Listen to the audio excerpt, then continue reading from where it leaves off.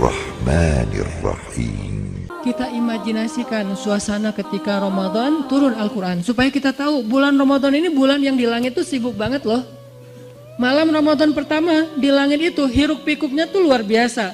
Euforianya tuh luar biasa. Gembira semua langit tuh. Sampai surga dibukain satu pintu yang tidak dibuka kecuali di bulan Ramadan. Dan pohon-pohon di surga itu dihias oleh Allah seperti kita menghias taman dengan lampu-lampu di atas pohon. Jadi surga di bulan Ramadan itu kelap-kelip, indah sekali. Tanpa itu aja udah indah surga teh. Saking indahnya surga, Nabi kan pernah melihat surga ketika lagi sholat ya. Kalau nggak salah lagi sholat gerhana matahari. Allahu Akbar, tring gitu.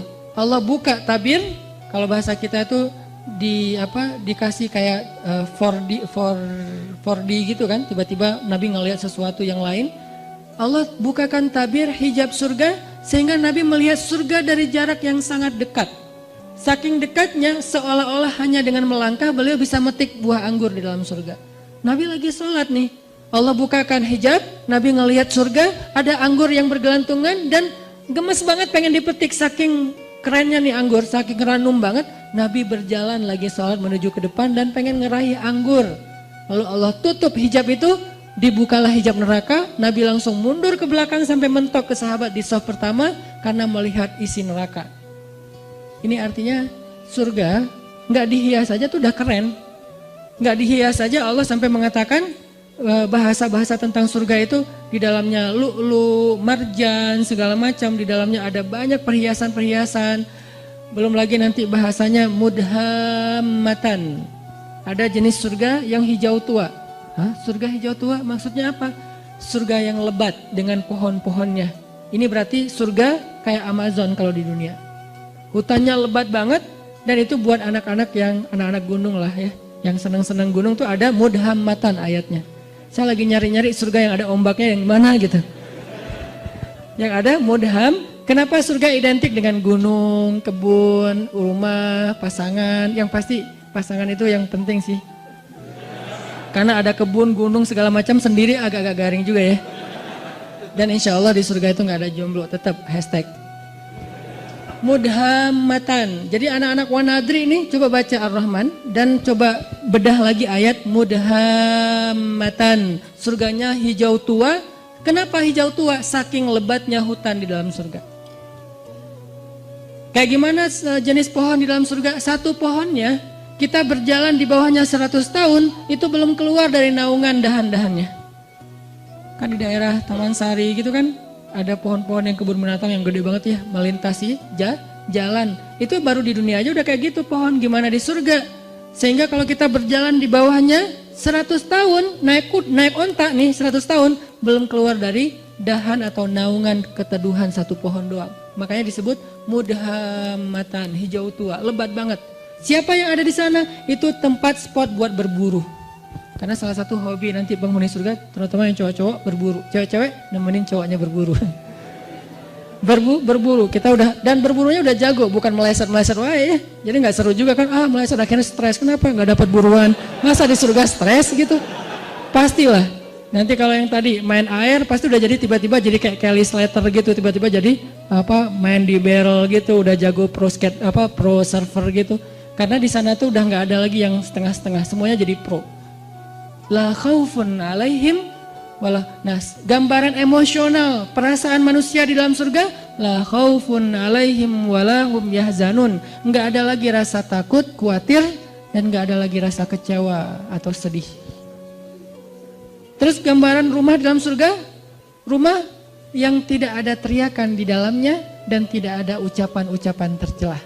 Itu rumah surga. Sakinah mawadahnya surga itu nggak ada teriakan, nggak ada ucapan tercela. Setiap hari yang kita dengar dari pasangan kita kalimat yang indah. Pasangan kita nggak mungkin ngecewain kita di surga. Kalau di dunia kadang manyun, wajar lah ya. Kadang salah ngomong, wajar manusia. Tapi di surga nggak ada yang kayak gitu. Semuanya nikmat. Dan malam Ramadan, surga yang indah itu Allah hias.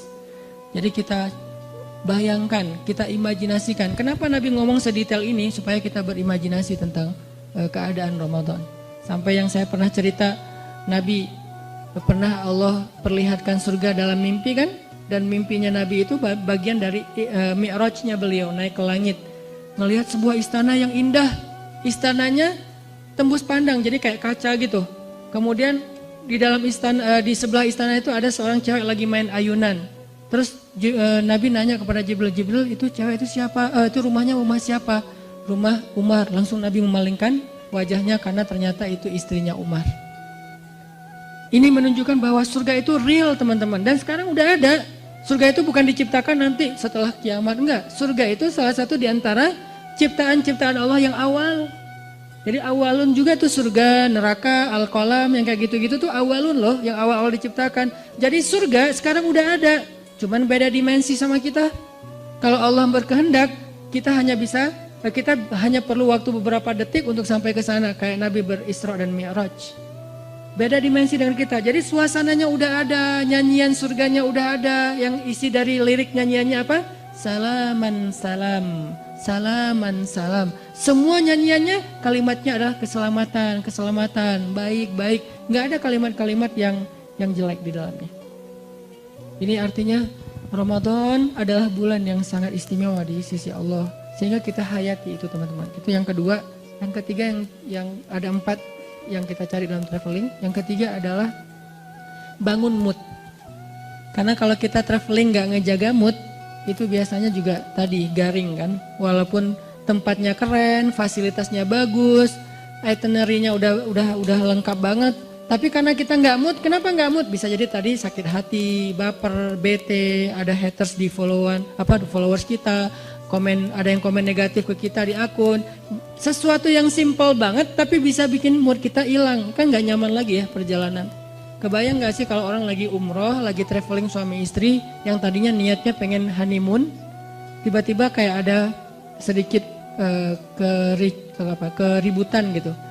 Di dalam hotel bertengkar, akhirnya yang satu tidur di lantai di sofa, satu lagi tidur di kasur. Atau pas keluar makan sarapan, keluar sendiri-sendiri, terus pas jalannya masing-masing sendiri-sendiri, nggak saling menyapa. Buat apa traveling kalau kayak gitu kan nggak nyaman banget nih. Kenapa bisa jadi gini? Karena moodnya hilang. Nggak sedikit loh orang yang berangkat umroh, sampai di sana malah diam-diaman. Yang tadinya udah happy-happyan, kita umroh pertama nih berdua, sampai di sana ada masalah sepele, akhirnya diam-diaman. Mungkin masalah sepelenya apa? Katanya tadi nungguin saya di pintu, saya tungguin lama ternyata udah makan duluan di hotel. Akhirnya ngambek misalnya. Katanya mau apa, mau umroh apa, mau tawaf bareng. Tapi kok kamu pergi duluan sama teman-teman, akhirnya ngambek. Bisa ada apa aja yang bisa bikin mood kita drop. Gitu juga Ramadan. Mood Ramadan sangat ditentuin dengan keadaan dalam hati kita. Gimana supaya hati kita selalu mood imannya baik buat ibadah-ibadah Ramadan? Banyak istighfar teman-teman. Karena yang bikin mood iman kita drop, dosa. Saya selalu ngulang-ulang kalimat dari ulama, min awwalil khair an tatrukas syarr. Awal dari semua kebaikan itu tinggalin dosa. Salah satu cara ninggalin dosa, istighfar.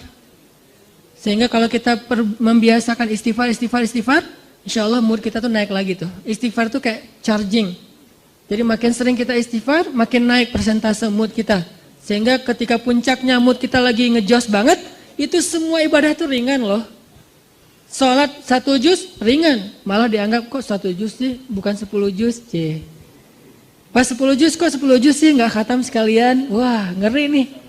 Sholat tahajud udah dia taraweh plus tahajud lagi, walaupun ada mazahib lah ya. Dia tahajud lagi di rumah. Kalau tadi kenapa tahajud lagi? Soalnya tadi kan tarawehnya crowd, saya pengen tahajud berdua. Boleh nggak gandengan? Allah, gak boleh. Rasul juga yang paling romantis gak gitu-gitu amat gitu kan ya. Oh ya udah deketan aja deh, jangan jauh-jauh tuh, deketan lagi. Kenapa sih harus deketan? Soalnya kalau kamu jauh hafalan saya suka lupa. Udah deketan tetap lupa. Jadi semangat banget gitu. Pengen tahajud semangat, pengen ngasih makan orang berbuka semangat, tilawah semangat. Apa aja lah pokoknya kebaikan-kebaikan karena moodnya lagi dapat istighfar. Dan yang terakhir, yang keempat, ini juga penting teman-teman. Kita tuh traveling tuh akan bakal jadi fun dan enjoy banget kalau kita perginya dengan seorang teman, partner traveling yang sehobi sama kita. Itu bakalan enjoy banget. Misalnya yang seneng di air. Kebayang gak sih kita traveling ke laut, sama teman kita yang takut hitam. Bete banget kan? Nyemplung yuk. Malas hitam gitu. Kalau saya kan emang nggak takut hitam karena udah kagok kan. Ya udah sekalian lah gitu. Saya gitu nggak gitu juga tetap aja dibilang hitam. Ya udah kagok lah sekalian hitam gitu. Walaupun tetap rempong pakai segala macam. Apa? Biar nggak bertambah daripada nanti nggak dibukain pintu sama istri. Soalnya nggak kenal siapa sih ini. Kebayang kita lagi senang-senangnya main air, pergi ke wisatanya ke laut, tapi teman kita takut hitam atau teman kita nggak senang air, dia duduk aja di warung minum es kelapa muda, makan ikan segala macam. Kita sendiri yang garing, karena saya pernah traveling di sebuah tempat, saya udah nyemplung, snorkeling gitu, free dive nggak jelas gitu. Kenapa nggak jelas free dive tapi cuma setengah meter gitu, free dive gitu. Karena khawatir kalau yang jurang-jurang di dalam laut. Pokoknya lagi free dive gitu, teman-teman pada selfie-an gitu. Seru loh ini banyak ikan hias, banyak terumbu karang. Oh iya Ustaz bagus tuh, tampil selfie. Cuman 15 menit saya langsung naik lagi ke boat. Kenapa? Gak seru, garing banget. Masa saya mau jadi sendiri doang di situ di laut, yang lain pada di atas kapal. Ini karena gak dapat partner yang sehobi. Sama kayak kita yang senang gunung, ngajak orang yang malas banget ke gunung. Kedinginan, banyak nyamuk, belum lagi nanti jurik segala macam, khawatir. Masa mau, saya mau ke belakang, terus bangunin kita, kenapa? Takut gitu kan ya, kan gak seru banget kan, belum lagi dia lebay gitu orangnya ke gunung kayak nonton film horor, dikit-dikit peluk gitu. Ya kalau itu pasangan, kalau teman kos-kosan gitu kan geli ya. Ini gak sehobi nih sama kita nih ke gunungnya, jadi gak akan nyaman perjalanan kita trip ke gunung, atau yang ke mall. Saya sering merhatiin nih kalau lagi nganterin istri ke mall, apalagi mallnya yang agak-agak rame gitu kayak pasar baru ya. Saya kalau datang ke tempat-tempat yang crowd gitu, saya perhatiin apa? Wajah bapak-bapak. Itu semuanya kerung gitu. Ibu-ibunya beda banget nih ekspresi antara ibu-ibu sama bapak-bapak kalau di mall teh. Apalagi mall yang pasar-pasar gitu kan, bapak-bapaknya sambil bawa bawaan gitu istrinya ya. Istrinya kan nggak bawa jadi nggak berasa belanja banyak kan, kayak free gitu. Belum ada apa-apa yang dibeli. Si bapaknya ini apa? Makanya kan ada sunnah Nabi dalam sunnah berbelanja. Salah satunya apa? Suatu hari Nabi lagi belanja bareng dengan Abu Hurairah, ditemenin gitu. Pas Nabi udah beli sesuatu, Abu Hurairah pengen ngambil. Ya Rasul biar saya bawa. Kata Nabi, seorang yang belanja membawa belanjaannya sendiri. Itu sunnah belanja. Kenapa kita bawa belanjaan sendiri? Biar tahu kalau kita udah belanja banyak. Kalau yang bawanya supir, suami atau siapa gitu, kita nggak tahu. Makanya belanja bawaan sendiri. Udah banyak akhirnya males gitu kan. Atau naruh dulu di bagasi mobil balik lagi. Tetap aja. Itu wajah bapak-bapak tuh rata-rata tuh bete banget loh. Kalau di tempat-tempat crowd gitu ya. Semuanya pada bete. Kalau seandainya mereka bisa memilih. Cuman gak dikasih pilihan sama istrinya. Seandainya bisa memilih pasti mereka mau mojok di mana gitu ngopi. Kalau udah dikasih kopi langsung cenghar lagi kan ya. Wah kopi nih. Makanya kalau partner traveling kita nggak sehobi itu nggak bakalan enjoy, pasti nggak nyaman banget. Sebentar udah langsung pengen cus. Kenapa? Udah kelihatan ada wajah-wajah bete nih. Mudah-mudahan kita cari partner Ramadan kita. Siapa yang rajin tilawah? Almar'u ala dini khalilih. Seseorang itu tergantung siapa teman dekatnya. Jadi kalau partner traveling Ramadan kita senang tilawah, kita ke bawah. Senang tahajud kita ke bawah. Senang sedekah kita ke bawah. Senang kebaikan-kebaikan kita ke bawah. Cari partner traveling yang bisa bikin Ramadan kita lebih semangat, lebih lebih nyaman gitu. Dan mudah-mudahan di akhir Ramadan nanti ada satu kesempatan 10 malam terakhir. Itu kalau saya analogiin dengan traveling teman-teman. Biasanya pas kita traveling kalau dengan pasangan tuh selalu hari terakhir itu kita nggak barengan. Hari pertama barengan, kedua barengan, terus aja barengan, pegangan tangan kemana-mana nggak bisa lepas gitu. Giliran hari terakhir pasti nggak barengan. Kenapa? Karena masing-masing ngejar target. Nyari oleh-oleh yang belum dapat. Si ibunya nyari oleh-oleh buat teman-temannya, si yang cowoknya juga nyari oleh-oleh buat teman-temannya. Jadi semuanya mencar. Hari terakhir biasanya mencar tuh. Masing-masing rampung sendiri-sendiri. Udah kita nanti ketemuan di sini ya, meeting pointnya, udah jalan sendiri-sendiri. Itu analogi sederhana berlaku juga di Ramadan. Hari terakhir yang tadinya kita barengan, berbuka puasa bareng, malam tahajud bareng. Begitu masuk asyarah min awakhir Ramadan, 10 terakhir bulan Ramadan kayaknya kita harus berlakukan SOP traveling. Gak apa-apa deh, kali ini kita agak sendiri-sendiri. Itikaf sendiri-sendiri, maksudnya satu masjid tapi kan beda. Masa mau itikaf di sini mesra-mesraan kan agak aneh ya. Boleh sih mesra-mesraan, gimana? Nyisir rambut.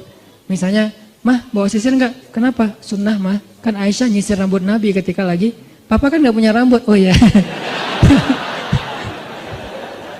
Soalnya banyak mikir gitu. Jadi udah mulai sendiri-sendiri, udah nggak buka puasa bareng lagi karena sibuk dengan itikaf, masing-masing ngejar malam Lailatul Qadar. Dan itu penting banget, insya Allah nanti di malam-malam berikutnya akan dibahas.